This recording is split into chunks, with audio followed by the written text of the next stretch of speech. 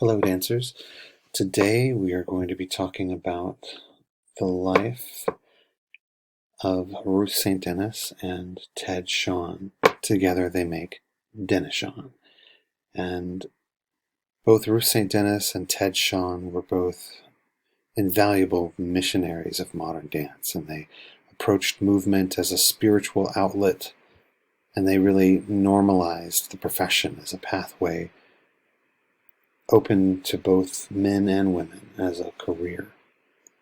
Their training school and performance group called Denishawn, well, it gave birth to several new innovations and innovators in modern dance. And Ted Shawn's Massachusetts retreat for his male dancers called Jacob's Pillow still runs today as one of the nation's greatest dance festivals in the country. So I want to look at each one of these. I want to look at them both individually. Miss Ruth St. Denis, born in 1877 in New Jersey, lived until 1968. She claims the title as the First Lady of American modern dance. As I mentioned, she was born in New Jersey, and she had a similar upbringing to Isadora Duncan. Both she and Isadora had supportive families, and they danced freely at home and out in the open air and near fields of water. And they both took ballet, and this is Ruth St. Denis. They both took ballet lessons from the same retired ballet dancer.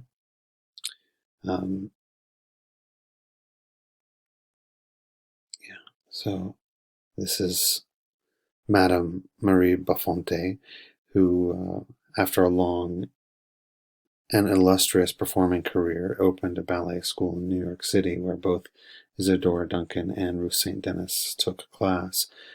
Madame Baffonte, she taught there for 20 years, and she was extremely strict and following the principles of her famous teacher, Carlos Blasis. So both Isadora and Miss Ruth took classes from her, but they both realized immediately that this style of dance was not for them.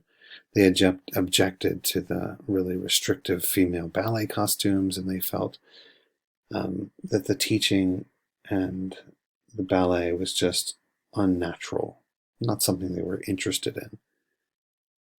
Also, Miss Isadora and Miss Ruth were both influenced by the work of Francis del Sart, and we've talked about him and his theory of the Trinities. Miss Ruth was introduced to this philosophy by her own mother. And like Isadora, Miss Ruth was driven by a combination of this worldly, sensuous passions and especially spiritual visions. She was also a very popular performer. But unlike Miss Isadora, Miss Ruth was disciplined. She spent 10 years in commercial theater, and what I mean by that is vaudeville. She was an actress who danced and sang, and young Ruth Denis was, as she liked to say, she was canonized or renamed as Ruth St. Denis by an enterprising stage director named David Belasco, and she during her vaudeville performance years.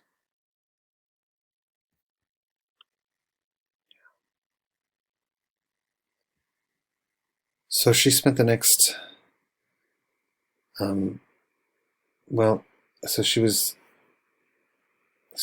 she got into Hindu philosophy, and after looking and being amazed by this poster. So it was in 1904 that she saw this poster and it was this poster, and it really changed her life. It set the direction of her life. This poster for Egyptian cigarettes, it's really a cigarette poster. It showed this majestic goddess Isis sitting atop this temple, this pedestal, sitting atop this pedestal with peace and harmony. And Isis is the goddess of wives and mothers. And she's serenely sitting there. And it was something that really appealed to Ruth St. Denis. And so this is Ruth St. Denis later taking on that same character, that same idea. And Ruth St. Denis really took on this sense of wanting to research and understand all she could about Oriental culture and life, including Hindu art and philosophy. She raised money to produce dramatic scenes that featured Oriental themes, and she developed her own lifestyle that combined a worship of a spiritual God, which was sort of her, I think her family had studied Christian Science. So she was a practitioner of a Christian Scientist, and then also focused on a worship of the gods of art and of physical love. So it was a very sensuous type of a religion and focus that she had for belief. Her inspiration was really on the exotic, the Orient, the mixture of sensual splendor and inner serenity. I mean, this was popular at the time, and her depictions of the Orient and her choreography were largely inadequate. Not inadequate, but inaccurate. But they were nonetheless genuine in her fascination and her adoration. And in 1906, she, this is another image of her dancing in Radha, but in 1906, she managed to interest a group of society ladies and a theater manager to sponsoring some of her programs. Each dance that she put together was a scene in the life of India. It featured these three dances in particular: the incense, the cobras, and Radha. This was a really sort of a landmark time for her. The incense, this first piece here, it was an image of a woman who makes a ritual prayer. She moved in very slow, quiet steps, holding a tray of burning incense.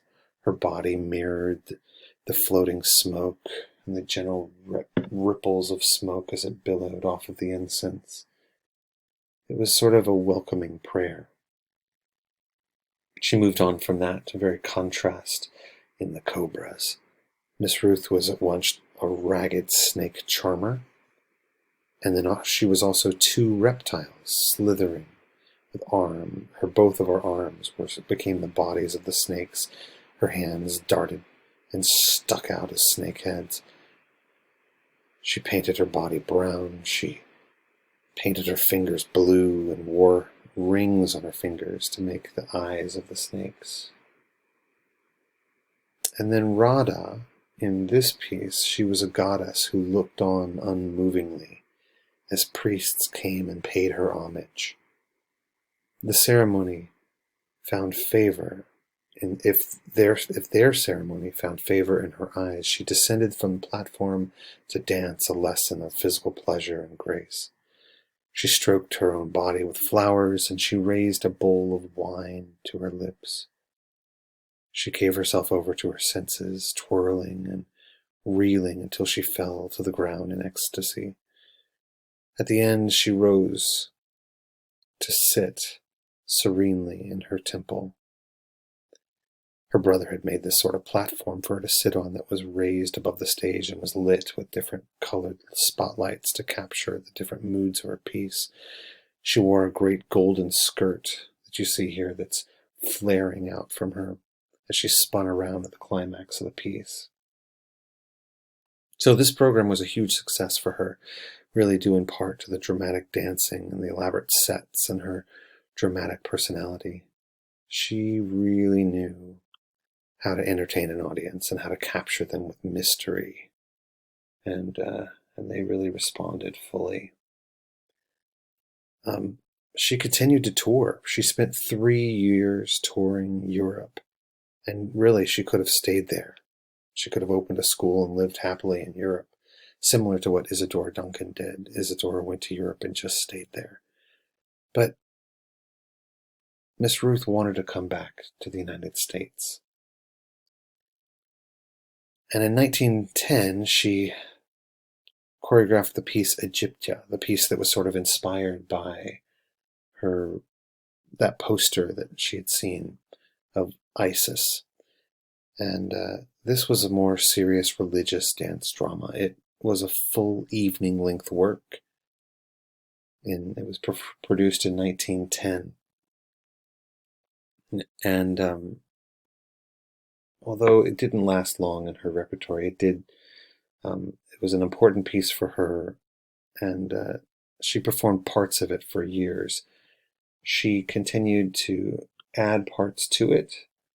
The Notch, which is this piece here, the Yogi, which is this piece here, and Egypta, that was this one that she was doing over here, and Omika, this is Japanese dance as well. So she added multiple things, multiple parts. She was not, she didn't isolate herself with one particular culture, but she was very interested in many different cultures. And 1913, she realized that momentum was starting to drain from her performing career, and she needed a new influx of energy. And she really wanted a partner. And she advertised and found Ted Shawn, who became her partner, and then her husband. And they co-founded a dance company and a school together, and their partnership lasted until the 1930s. And let's look at that. Ted Shawn. This is Ted Shawn. And Ted, well, he was 22 when he asked Ruth St. Denis if she would give him lessons in dance. She auditioned him and invited him to be her partner, and they hit it off right away. They started out with an all-night talk session, and together they saw themselves as missionaries. They were promoting what they felt like was true artistic spiritualism.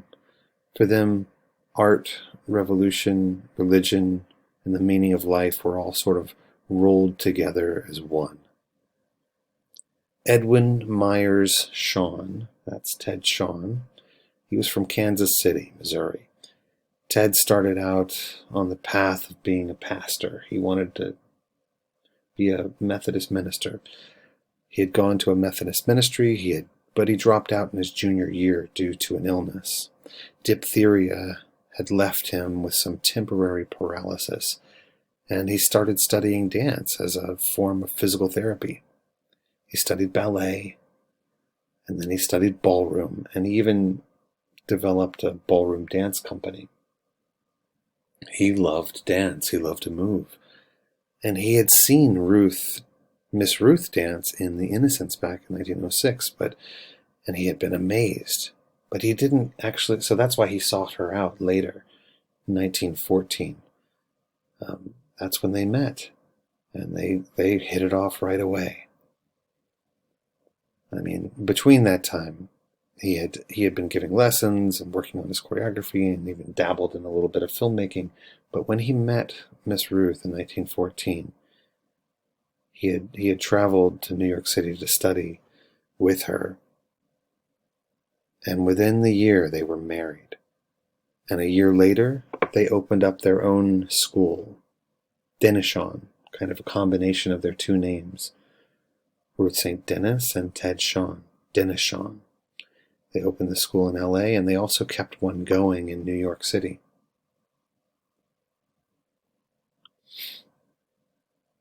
So here is the house where they started the school in Los Angeles.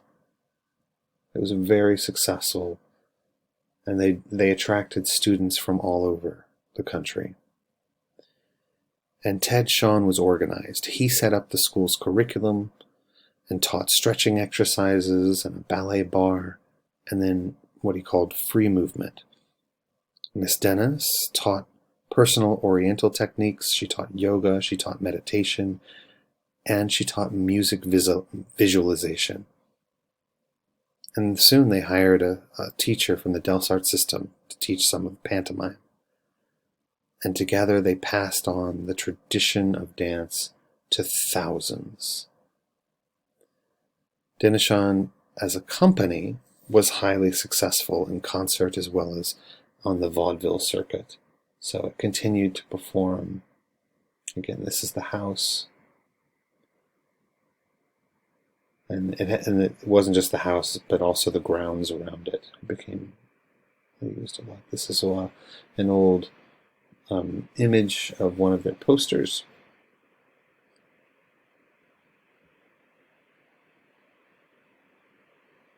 Mr. Shawn personally teaches a class for boys, specializing in masculine technique and dances, business girl classes at the Denishawn house in New York City, and also, so this is the beginning in New York City, but they also went into California and started one there. So look at this. These are some of the students taking class.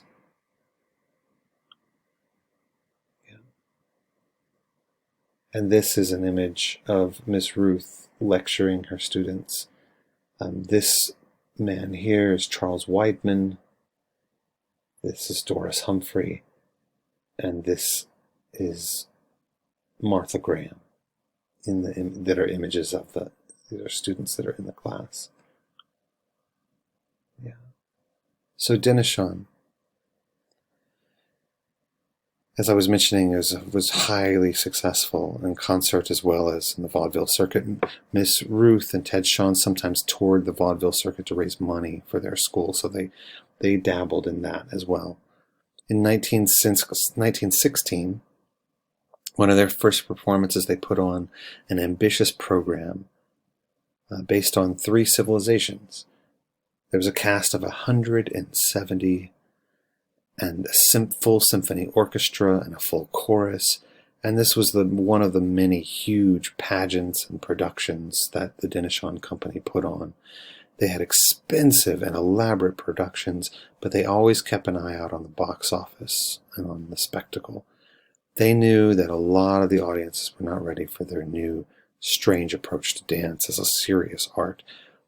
And so during these years, many important people joined the company, like I was mentioning. So Louis Horst was a musical director. There was Pauline Lawrence, who was a piano accompanist. I mentioned Graham, Humphrey, and Weidman as dancers. And sometimes Miss Ruth would tour separately from Papa Shawn, as he became known. And really a high point in their career was when here are some students, they set up an outdoor stage. This is Ruth St. Denis and Ted Shawn. Highly elaborate costumes, set, huge productions. And this here was one of the high points of their career. They toured the Orient. They won much applause for their dances and composed about Oriental civilizations, and they returned to America with new choreography and made new costumes that they had picked up in the Far East. And they had plans to build a permanent house and a permanent school, but things broke up when they returned. There was this separation. The best dancers in their group decided to leave the company. It was sort of the beginning, and it was also the beginning of the separation between Ruth St. Denis and Shawn, too. They were both tremendously talented and creative and ambitious and made grandiose plans that they then carried out. And they were also very egotistical. So Miss Ruth always gave top billing to herself over Ted whenever they were performing. And at the start of their career, this may have been okay because she had had a career before his. But 14 years later, after when she goes and announces to a New York audience at Carnegie Hall that she's going, to build this Denishawn school without even mentioning Ted Shawn, that was a little much. And so Denishawn spiraled out of control. They started to separate, and they had been butting heads for a while. And in 1927, there was a big meeting. Shawn and Ruth called a meeting at the completed Denishawn house. And completing that house had sort of put the company in debt. And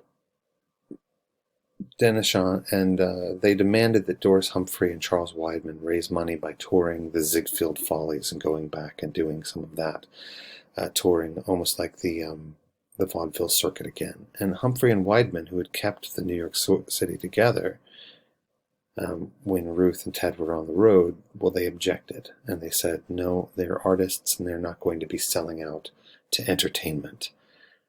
So so Ted Shawn said, is Jesus Christ any less great because he addressed the common people? And Doris Humphrey said, no, but you're not Jesus Christ. And Ted Shawn repeated, well, I am the Jesus Christ of the dance. And so that kind of put a halt on things. Charles Weidman and Doris Humphrey left the Denishawn school to open their own studio. Ruth St. Denis separated from Ted Shawn the next year, or a couple of years later. By 1930, they divorced. Well, no, actually, they never divorced, but they remained in touch. But Ruth St. Denis continued to have a long solo career, focusing on religious dance and ritual. And Ted Shawn went on to write several books and to found an all-men's dance troupe that performed successfully for another 7 years or so, demonstrating that men had an important place in modern dance. And he founded this place in Lee, Massachusetts.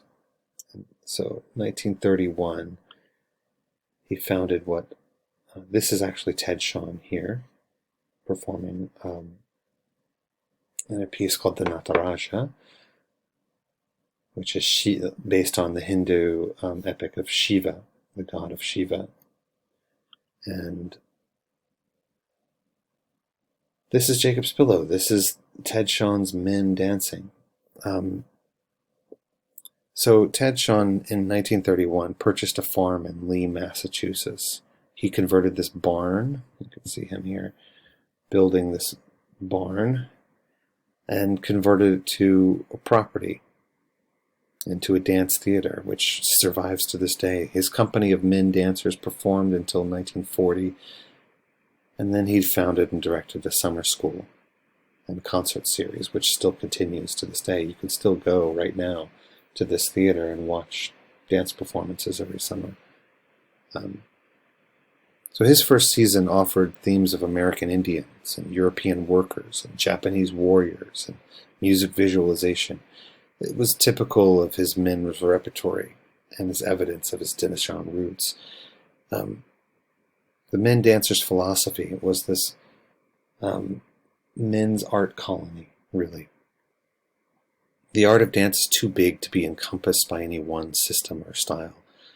The dance includes every way that men of all races in every period of world's history have moved rhythmically to express themselves. That's the men dancers' philosophy. And the men in this colony, they worked together on the farm, and they took the rhythmic movements of like plowing a field and painting and working on the land into their dances. And they gave very successful tea concerts for society ladies in the area who would come and pay generously to watch these men dance. And then the men would go off on tour, and they would tour the university gymnasium circuit, is what it was called. They would go from college to college and they would have performances at universities. And this allowed the men to tour the country and to go to a different city every single night.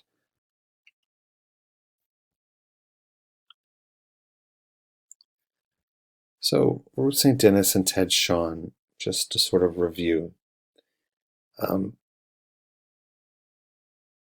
Ruth St. Denis had a successful career prior to that of Ted Shawn's, and they met and married in 1914 and started their dance company and school, Denishawn, in 1915. The school was a training ground for many modern dancers who'd come after them and launched their own careers. People like Jack Cole, which is a jazz dancer, Martha Graham, Doris Humphrey, and Charles Weidman. And these are people who we'll hear about in the next lecture that we'll have. After Shawn and Denis separated, both professionally and as a couple, Ted went on to teach at Springfield College, where he insisted that everyone at the college, which was an all-men's college, that they all had to do dance.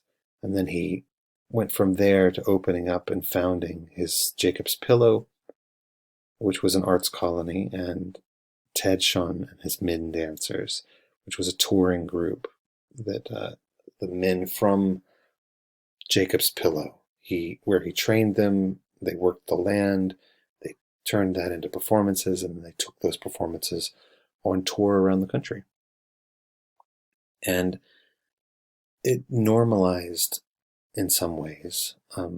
He was trying to make dance an appropriate career for men to take on. So in a sense, he was a missionary for men to move into dance. Well, in 1938, Ruth St. Denis founded the dance program at Adelphi University, and she continued to perform and choreograph and do music visualization. So, next week, we're going to examine the 4 pioneers of modern dance, many of whom emerged out of Denishawn and went on to create their own companies. We'll study Martha Graham and Doris Humphrey and Charles Weidman, and we'll also look at Hanya Holm. So the next generation of modern dancers, that's what's to come next. Thank you very much, and I will talk to you soon.